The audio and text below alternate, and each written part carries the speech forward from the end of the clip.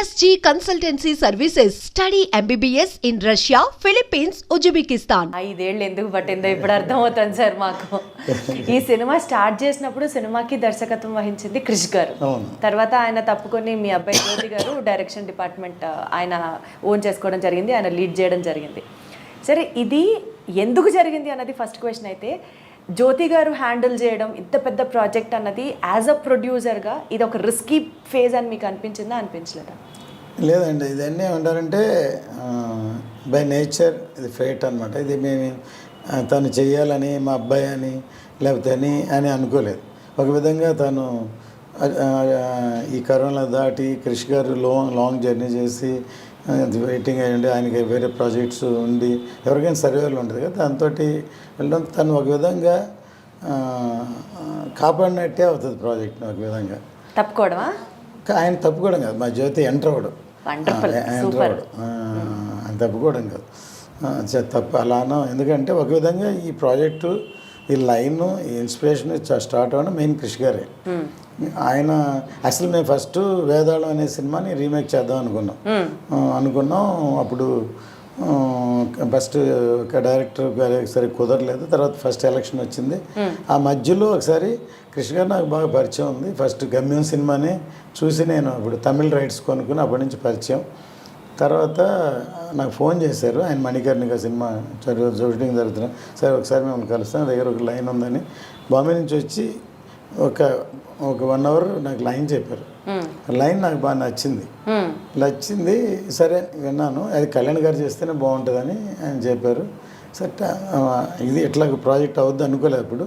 తర్వాత ఆయన ఎలక్షన్ అయిపోయిన తర్వాత ఏం చేద్దాం అని అడిగితే, ఇంకొక ప్రొడ్యూసర్ ఎవరైనా సరే ఇలాంటి సబ్జెక్ట్ కావాలని కోరుకోరు, చెప్పరు. అదే సినిమాని రీమేక్ చేసేద్దాం అంటే ఫాస్ట్గా అయిపోయేది మీరు అన్నట్టు. కానీ నేను చెప్పాను, ఇలాంటి ఒక లైన్ ఉంది క్రిష్ గారిని నేను పిలిస్తే అప్పుడు ఆయన నా మీద క్రిష్ గారే చెప్పారు, ఆయన జడ్జిమెంట్ నేను నమ్ముతాను అని చెప్పి క్రిష్ గారికి చెప్పారు. అలా స్టార్ట్ అయింది అనమాట ఈ ప్రాజెక్టు. స్టార్ట్ అయింది. దాని తర్వాత ఫస్ట్ కోవిడ్, సెకండ్ కోవిడ్ ఇవన్నీ క్రాస్ అయ్యి టైం పట్టింది. దానివల్ల లేట్ అవుతుంది ప్రాజెక్ట్. చాలా సంవత్సరాలు అవ్వడంతో తనకి వేరే కమిట్మెంట్ ఉందని తర్వాత తనే చెప్పి తన ఇష్టపరంగా తన జ్యోతిని చేయమని జ్యోతి గారు రెస్పాన్సిబిలిటీ తీసుకున్నప్పటి నుంచి ఇంకా ఎంత అంటే ఒక డైరెక్టర్ ఒక ప్రాజెక్ట్ని సగం కాలం నడిపించిన తర్వాత ఆ బాధ్యత తీసుకోవడం అనేది ఇంకా ఎక్కువ ప్రెషర్. అసలు యాక్చువల్గా మేము ఫుల్ కథని ఇంకా ఇంకా రాలేదు, చేద్దాం అనుకున్నాం. సరే టైం డ్యూరేషన్ అవ్వడం, తర్వాత ఎక్కువ సీక్వెన్స్ని ఆల్రెడీ ప్రీ క్లైమాక్స్గా ఇప్పుడు వాడింది అంతవరకు ఉంది. ఫస్ట్ హాఫ్లో చేసాం, ఇంతవరకు చేసాం.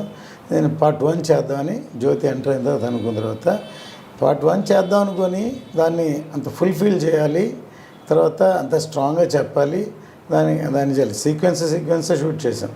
తను ఎంటర్ అయిన తర్వాత తను బేసిక్లీ రైటర్.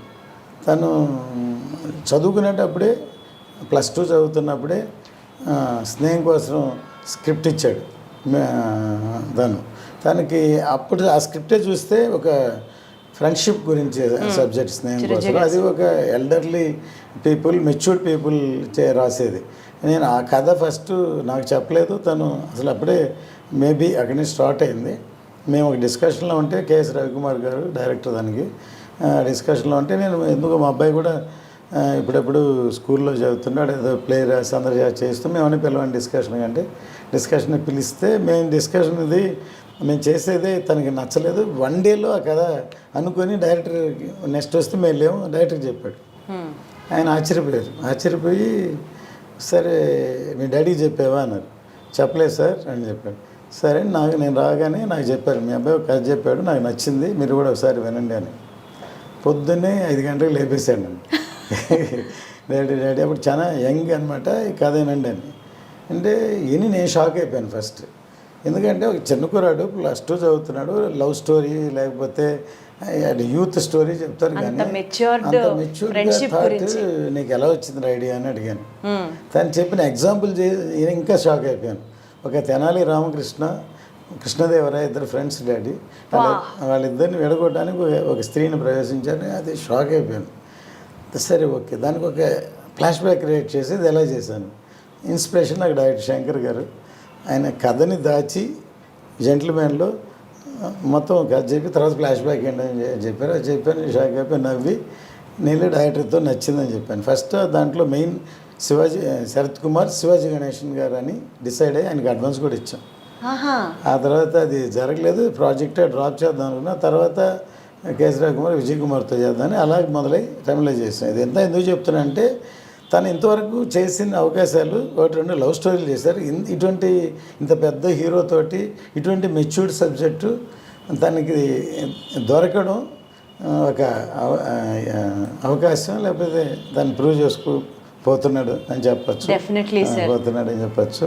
ప్లస్ ఇది కథ ఒక పరంగా ఒక పరంగా అయితే టెక్నాలజీ ఏంటంటే మా బ్యానరే ఇవాళ సీజీ గ్రాఫిక్స్ అనేది ఇండియన్ స్క్రీన్లో తీసుకొచ్చిందే మేము భారతీయుడు అప్పుడు హాంకాంగ్లో చేసాం.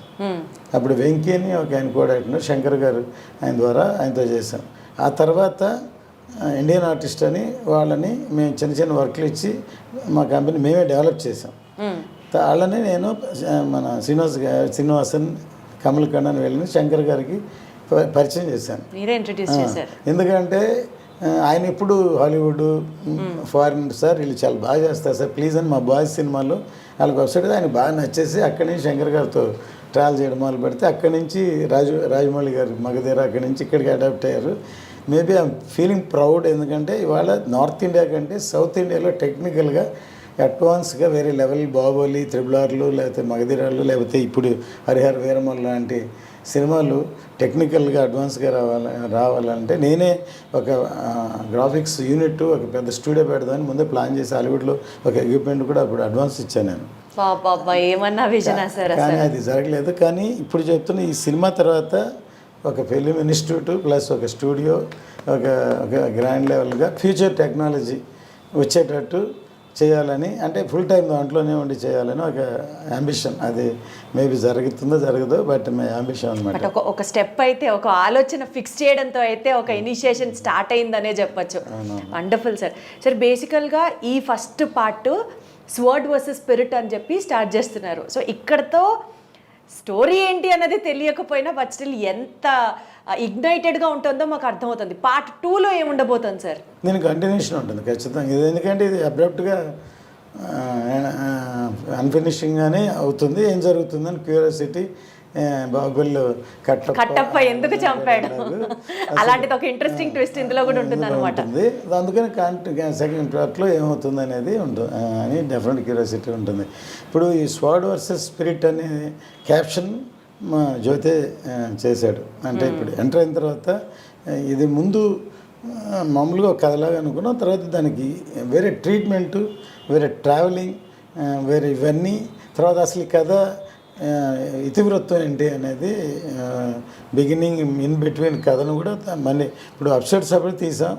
దాన్ని తనే చేశాడు. ఇప్పుడు రేపు పొద్దున సినిమా అయిన తర్వాత కృషి గారు చూపిస్తాం. ఆయన కూడా ఆయన అనుకున్న కథకి దీనికి ఎంత తేడా ఉందనుకుంటారు.